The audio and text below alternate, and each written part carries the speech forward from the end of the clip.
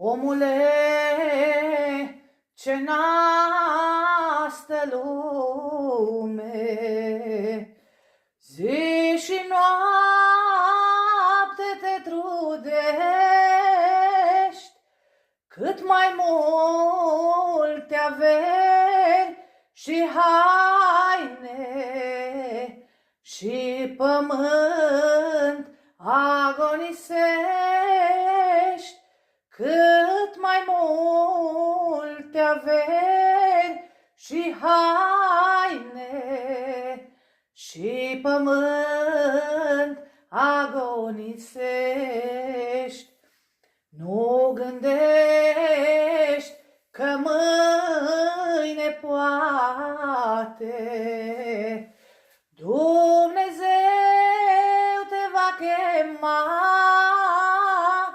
și atunci cât te-ai strâns pe lume, ale cui vor rămânea, și atunci cât te-ai strâns pe lume, ale cui vor rămânea,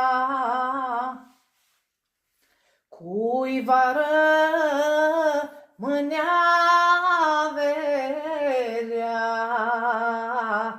câtă lume adunași, cui rămân a tale fapte și păcatul cui îl lași, cui rămân a tale fapte și păcatul cui îl lași. Cine o să le spele lacrimi ca să scap neosândit? Cine dacă tu în viață nici măcar nu te-ai gândit?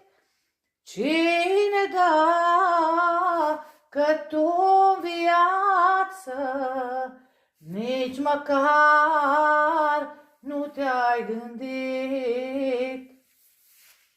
Cine-ți va spăla păcatul